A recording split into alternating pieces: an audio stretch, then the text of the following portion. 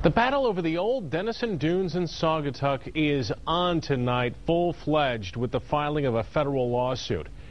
The owner of the North property, billionaire Aubrey McClendon, alleging the township rezoned the property unfairly to prevent development of the land. And that's just one of many serious allegations. 24-Hour News 8's Mark Thompson is live outside of the federal court where the suit was filed today. Mark?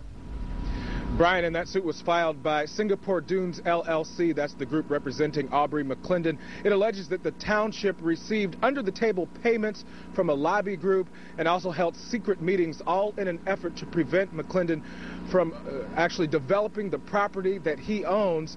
And the township denies those allegations, and they say that the suit is an attempt to drain them financially and force them to settle, but they say that that won't happen. The lawsuit alleges back in July of 2005, the Township Planning Commission violated the law by holding two public meetings to discuss rezoning the Denison property, but failed to notify the owners. Aubrey McClendon had a contract to purchase the land at the time. The suit also alleges the township unfairly rezoned the property to only limit McClendon's development plans and worked around other landowners. Township Supervisor William Wester is named in the suit and denies any wrongdoing on behalf of the township. I think we would forfeit or compromise our position in the lawsuit if I was to comment any further. I don't agree with them, but I'd like to pass it on to our attorneys before I make any further comment. The Township Board adopted the R4 rezoning amendment in May of 2006. In November 2007, McClendon approached the board with a compromise agreement that would give him more latitude to develop. But the suit alleges the township held secret meetings with the newly formed Saugatuck Dunes Coastal Alliance to have them disrupt public meetings, alarm the public, and throw the agreement off track. McClendon's group also claims the township took up to $35,000 in under-the-table money from the alliance. The township says the alliance and others did make donations to the general fund, but the money was not earmarked for any specific purpose, and all transactions are part of the public record.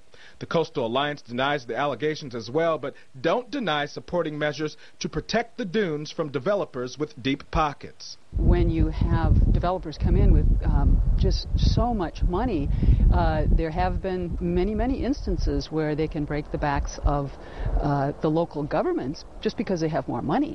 And the Coastal Alliance says plans were in the works back in 2003 to rezone the Denison property before McClendon was in the picture.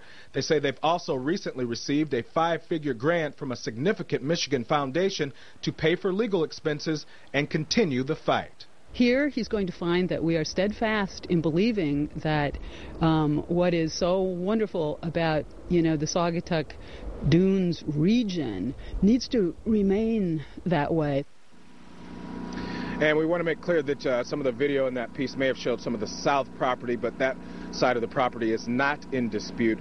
Residents will vote on a millage in May, and township officials say that that money will go to help build up a war chest, so to speak, to continue to fight legal fees brought on by these rezoning lawsuits. Reporting live in front of the federal courthouse in downtown Grand Rapids, Mark Thompson, 24-Hour News 8.